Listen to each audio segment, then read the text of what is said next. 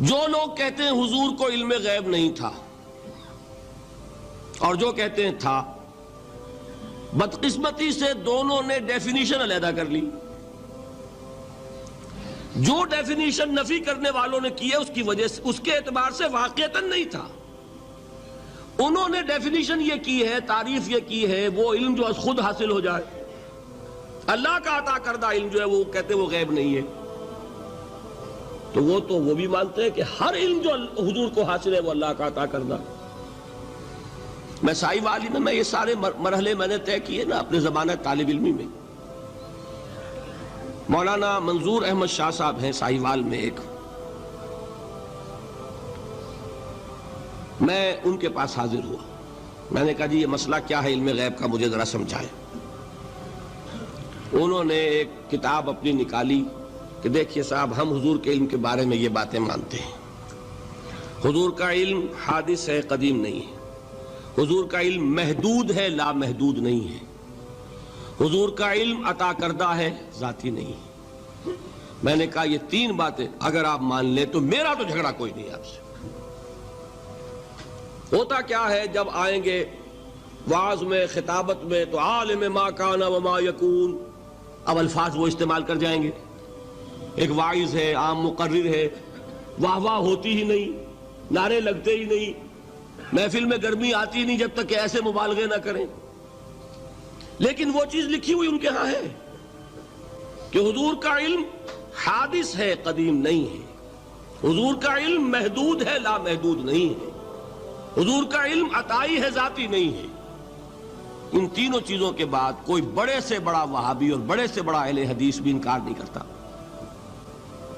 باقی یہ بات جان لیجئے کہ غیب اور حضور یا شہادہ یہ در حقیقت عام انسانوں کے اعتبار سے الفاظ استعمال ہوئے۔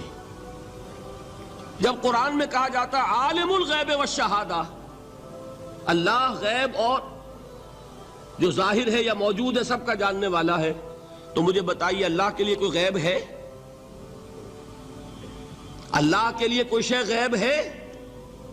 تو کیوں کہا جا رہا ہے عالم الغیب والشہادہ؟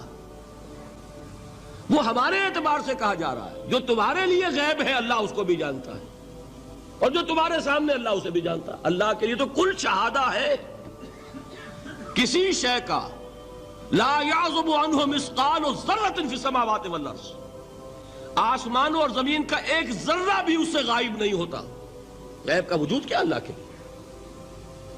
تو یہ الفاظ مستعمل ہے ریلیٹو ہمارے اعتبار سے، اور ہمارے اعتبار سے جو شے غیب ہے اس میں سے ایک حصہ اللہ دیتا ہے نبی کو، تبھی تو نبی بنا۔ فرشتے کو دیکھا، فرشتہ ہمارے لیے غیب ہے۔ جنت دکھائی کہ نہیں دکھائی، ہمارے لیے غیب ہے کہ نہیں ہے۔ دوزخ کا مشاہدہ کرایا کہ نہیں کرایا، ہمارے لیے وہ غیب ہے کہ نہیں ہے۔ جو چیزیں ہمارے لیے غیب ہیں انہی کے پردے اللہ کچھ اٹھاتا ہے، کل غیب نہیں۔ کل غیب کا علم ہو جائے گا تو وہ شرک ہو جائے گا۔ کل کا لفظ جہاں آیا شرک ہوا۔ جب آپ کہہ رہے ہیں محدود ہے، لا محدود نہیں ہے، تو کل کا لفظ استعمال نہیں کر سکتے۔ لیکن غیب میں سے کچھ علم دیا گیا تبھی تو نبی بنا، ورنہ میرے اور نبی میں فرق کیا ہوا پھر؟ البتہ یہ کہ وہ غیب کا علم ہو یا حاضر کا علم ہو، سائنٹیفک نالج ہو یا وحی کا علم ہو، کوئی بھی علم ہو، آیت الکرسی کے الفاظ نوٹ کیجئے، یعلم ما فی السماوات وما فی الارض، وہ جانتا ہے، ولا یحیطون بشیء من علمہ الا بما شاء، مخلوق میں سے کوئی بھی اس کے علم میں سے احاطہ نہیں کر سکتا مگر جتنا وہ چاہے۔ اب یہ بات علیحدہ ہے کہ ہم کون ہے طے کرنے والے کہ ناپیں بیٹھ کر کہ اللہ نے ابراہیم کو کتنا علم دیا، ہم ناپ سکتے ہیں؟ عیسیٰ کو کتنا دیا ہم جان سکتے ہیں؟ تو ابراہیم کا، موسیٰ کا، عیسیٰ کا نہیں ناپ سکتے تو محمد الرسول اللہ کا کہاں ناپیں گے؟ یہ پاگل پن ہے، یہ ہے جو غلطی ہوتی ہے۔ ہم کون ہے طے کرنے والے؟ اللہ نے اپنے نبی کو دیا جو دیا، بات ختم۔ کل نہیں کہیں گے، کل کہا شرک ہو جائے گا، ذاتی کہا شرک ہو جائے گا۔ عطائی ہے، جو دیا اللہ نے دیا، اور کل نہیں دیا، جتنا چاہا دیا، ہے حادث، قدیم نہیں، تینوں چیزوں مان لیجئے تو شرک کا کوئی شائبہ نہیں۔ باقی جہاں ایک طرف قرآن میں وہ آیات ہیں کہ اللہ کے غیب کو کوئی نہیں جانتا، ٹھیک، وہاں یہ بھی ہے کہ لا یظہر غیبہ، لا یظہر علی غیبہ الا من ارتضی بالرسول، وہ اپنے غیب پر قابو نہیں دیتا مگر اپنے رسول میں سے جس کو چاہے۔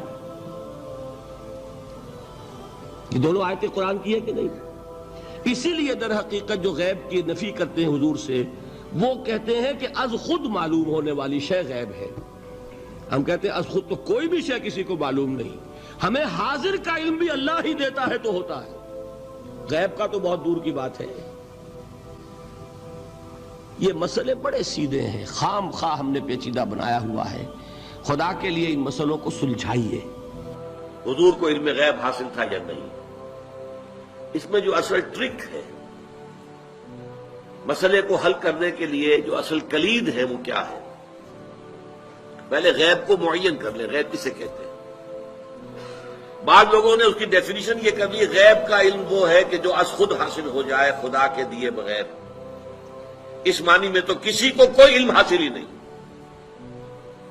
کوئی اختلاف ہو نہیں سکتا۔ یہ جو شہادہ اور غیب کی اصطلاحات قرآن مجید میں آتی ہیں وہ اس اعتبار سے آتی ہے کہ ایک وہ چیزیں جو ہماری نگاہوں کے سامنے ہیں، ہم اپنی آنکھوں سے دیکھ سکتے ہیں، اور آنکھوں کے لیے ہم نے ٹیلیسکوپ بھی ایجاد کر لیے، مائکروسکوپ بھی ایجاد کر لیے، اس سے دیکھ سکتے ہیں۔ ایک وہ عالم ہے جو ہماری نگاہوں سے پوشیدہ ہے، فرشتے ہماری نگاہوں سے پوشیدہ ہے، وہ نہ ٹیلیسکوپ سے نظر آئیں گے نہ مائکروسکوپ سے نظر آئیں گے۔ عالم آخرہ، جنت دوزخ ہماری نگاہوں سے پوشیدہ ہے، یہ عالم غیب ہے ہمارے لیے۔ اللہ تعالیٰ غیب اور حاضر دونوں کا جاننے والا ہے، حالانکہ اللہ کے لیے غیب ہے ہی نہیں۔ آپ سوچئے، اللہ کے لیے تو آنے واحد میں ہر شے اس کی نگاہوں کے سامنے بیک وقت موجود ہے، اس کے لیے غیب نہیں ہے۔ جب قرآن کہتا ہے عالم الغیب والشہادہ، وہ ہمارے اعتبار سے جو چیز ہمارے لیے غیب ہے وہ اللہ کے علم میں ہے، اور جو چیز ہمارے لیے شہادہ وہ تو اللہ کے علم میں ہی ہے۔